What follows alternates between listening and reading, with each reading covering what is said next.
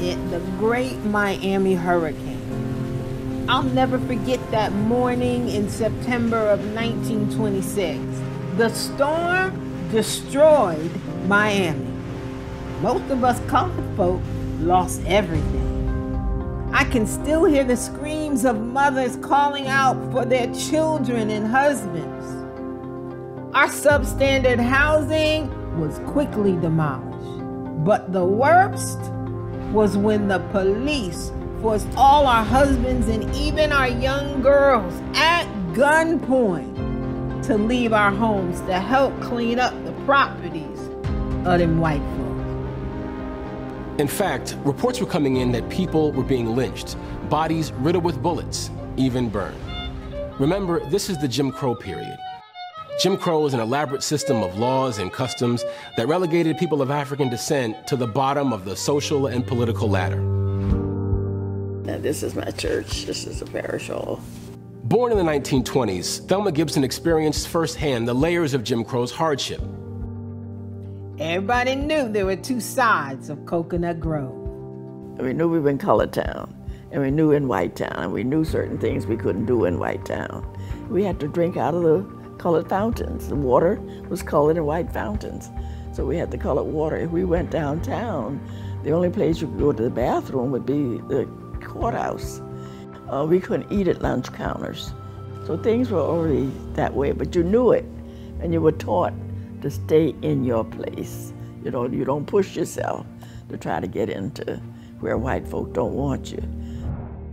The neighborhood where Gibson grew up was really a web of shotgun shacks. These are one-story wooden houses, simply built, but with no amenities, oftentimes no running water, no screens to keep out mosquitoes. It could be a tough existence. A few miles north of Coconut Grove, you found Colored Town, or present-day Overtown. It got its name because people traveled over town to go to church or over town to go shopping.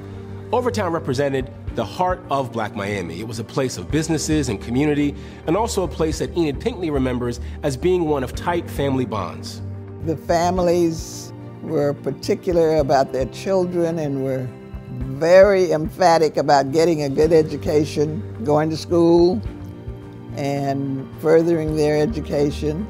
Dr. Enid Pinckney was born in 1931. She remembers one evening when she, her mother, and her father were returning home from church. He was driving with his bright lights on, and they were stopped by the police.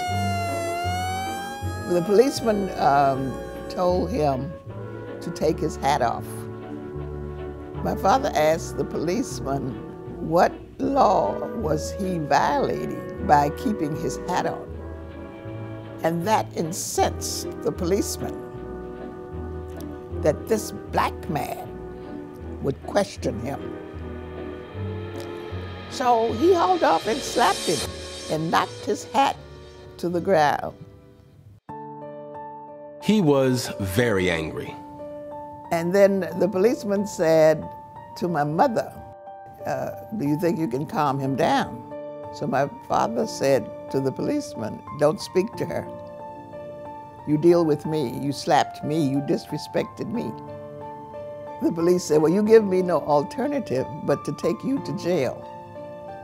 The police put Mr. Pinckney in the patrol car and drove away.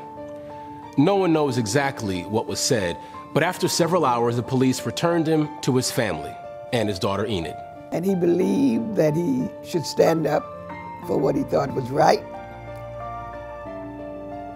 And as I look back on it, I feel that if he could do that back then I need to do something now to make things better.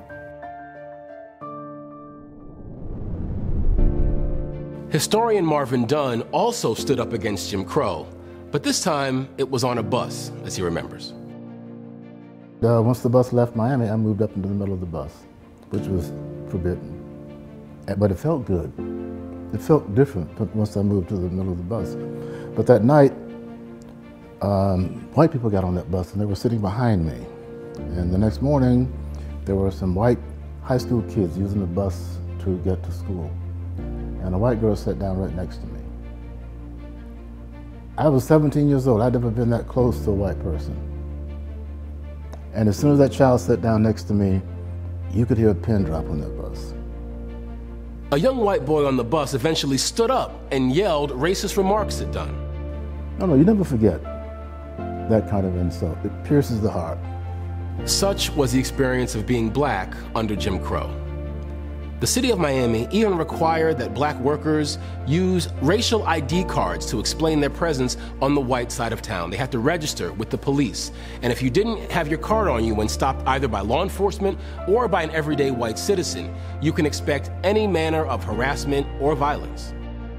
You know y'all knew about that 10 p.m. curfew. And if you were found in White Town after then, woo, you know we might not be seeing you again. It didn't matter if you were from the West Indies or the American South, if you were a physician or someone from the middle class or a domestic or a gardener. The indignities were felt all the same. Racism, terror, and threats are familiar to us colored folks.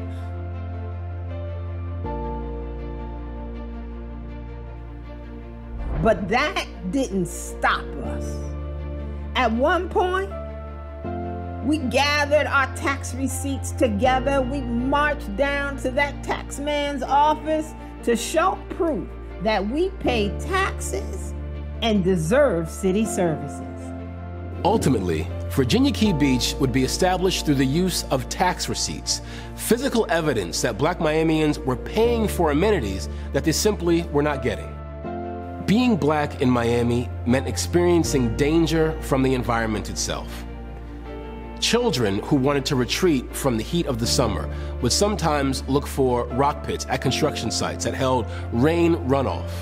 They would swim, oftentimes among dangerous snakes or construction debris.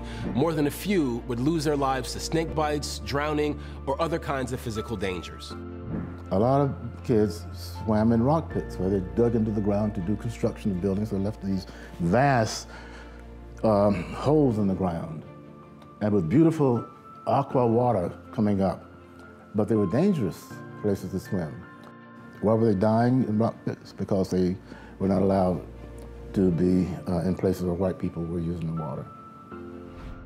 But we were and remain resilient. Through racism and cruelty, we have stood our ground, outsmarted our oppressors, and set a plan in motion to provoke change. When it comes to achieving beach access, equality, and rights, we're just getting our feet wet.